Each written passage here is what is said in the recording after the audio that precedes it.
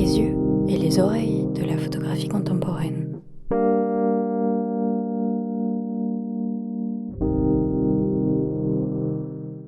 Je m'appelle Line Esca et je suis photographe. Donc moi, on est venu en France en 93. Moi, j'avais 7 ans pour fuir l'Algérie, qui c'était pas la meilleure période, on va dire, du pays.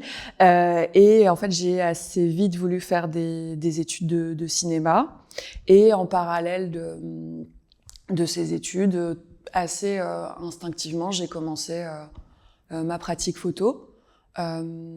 Peut-être parce que la photo répondait aussi à une forme d'urgence, parce que en photo, on peut très vite apprendre le médium, vouloir raconter quelque chose, aller au bout d'un sujet et le montrer et l'exposer. Et donc, en parallèle de mes études de cinéma, j'ai commencé ma pratique photo de façon assez instinctive et je photographiais beaucoup mon entourage, notamment. Donc, c'était un peu comme une forme de journal visuel, mais il y avait toujours quand même une dimension assez cinématographique, ou une façon de questionner un peu les différentes couches du réel.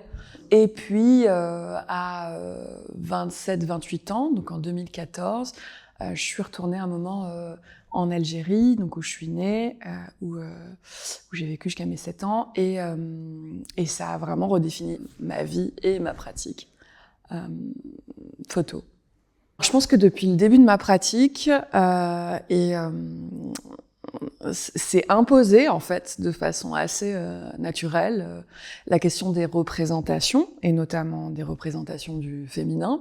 C'est-à-dire que ado, j'ai vraiment eu besoin de chercher des figures auxquelles m'identifier, et dans le cinéma, dans la littérature, j'étais un peu... C'était pas une réflexion intellectuelle, c'était vraiment un besoin.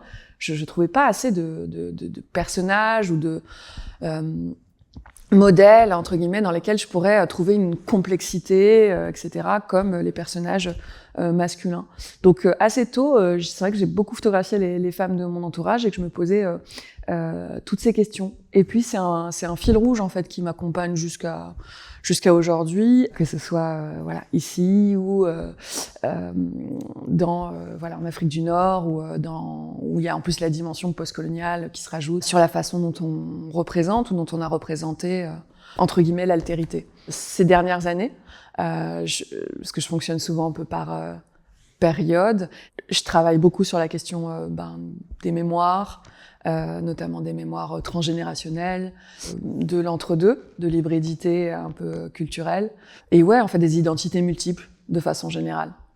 Le travail que je présente ici, à la Galerie de la Rotonde, il s'appelle Je, tu, elle, donc Anantia Huma en Darja, donc en arabe algérien. Et Je, tu, elle, c'est un titre également un peu inspiré d'un film d'Ackerman, parce que la façon dont elle interroge et re-questionne un peu les identités féminines, c'est quelque chose qui me parlait beaucoup, et qui... Et une façon de dire aussi qu'on parle des autres comme on parle de soi, ça va dans le même mouvement.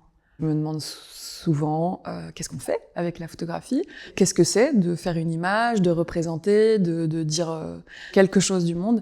Et c'est une question qui s'est posée avec d'autant plus d'acuité quand je suis retournée en Algérie, puisque en fait, au début, j'ai presque emprunté une forme un peu plus documentaire classique, sans même le réaliser, comme si ça s'imposait. Parce que moi-même, même si je suis originaire de ce pays, je pouvais être dans des visions peut-être un peu parfois exotisantes ou altérisantes, comme si l'autre devait être tenu à distance, et que dans le documentaire, on a quelque chose de neutre, de recul avec le réel, et de vision un peu comme ça surplombante. Mais assez vite, je me suis dit qu'en tout cas, c'était pas mon approche, même si j'ai parfois des séries qui sont un peu plus documentaires. En tout cas sur celle-ci, l'idée c'était de se dire ok, est-ce qu'on peut pas aussi dire le réel en partant d'un point de vue situé, comme aime dire Donna Haraway, et raconter en fait non pas dire je vais parler de toutes les femmes algériennes de ce pays, etc., mais c'est quoi ma propre expérience, qu'est-ce que ça a été mon cheminement, qu'est-ce que ça a été la façon de me réapproprier, notamment ce pays, ses identités, etc. Je tiens vraiment à la dimension universelle. Je pense que c'est des questions et des histoires qui peuvent toutes nous toucher, toutes et tous. Alors forcément, pour moi, la forme va toujours rejoindre l'histoire qui est derrière cette série. Alors il se trouve que ça a commencé quand j'étais dans un diocèse à Alger, à El Biar. Et très vite, je me suis dit, bon, est-ce que je peux pas parler de ces sujets aussi, des représentations, du féminin, etc., avec ce que j'ai sous la main, c'est-à-dire un appareil photo, moi-même, et ces terrasses incroyables. Et donc, petit à petit, je me suis mis un peu à jouer avec la forme de l'autoportrait. Donc, il s'agit d'autoportraits mis en scène, mais je considère pas vraiment qu'il s'agisse de moi, c'est un peu comme des personnages. Et donc, j'ai posé un trépied, et il y a une sorte de mode intervallomètre qui prend des photos toutes les 10 secondes. Et petit à petit, je me suis mis à apparaître dans l'image, à disparaître, à raconter des petites histoires. Et j'ai ensuite beaucoup aimé la forme soit de diptyque, soit de séquence, pour aussi pouvoir raconter des petites histoires ou jouer un peu avec ce côté un peu cinéma et apparition, disparition. Et donc l'idée, c'était à chaque fois d'interpréter un personnage de femme, soit dont je m'inspirais, ou de personnes qui étaient autour de moi, ou d'histoires qu'on m'avait racontées, d'emprunter parfois les robes de mes aïeux, de mes tantes, je pense notamment à la robe kabyle là, qui appartenait à ma grand-mère, ou des femmes autour de moi. Et les photos, donc les séquences ont été faites à Alger, mais aussi près de Djanet, donc chez les Touaregs, etc. Et à chaque fois, c'était comment je me serais appropriée en fait les tenues, les gestes. C'est toujours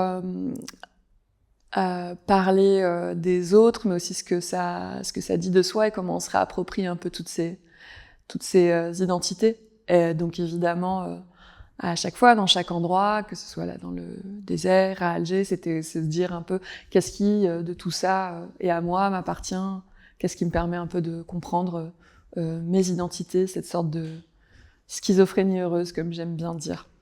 Mais ouais, je dirais que photographier, c'est une façon d'être au monde. Parfois, j'envie celles et ceux qui n'ont pas forcément ce besoin, parce que des fois, c'est toujours là, en fait. On peut jamais être simplement de le moment. Il y a toujours le besoin de le représenter pour mieux le comprendre. Donc, c'est vraiment, en fait, parfois, c'est comme un prétexte aussi pour certains cheminements, pour aller rencontrer d'autres personnes et les interroger. Parce qu'on peut pas aller chez les gens et leur dire bonjour, j'aimerais juste en savoir plus sur vous.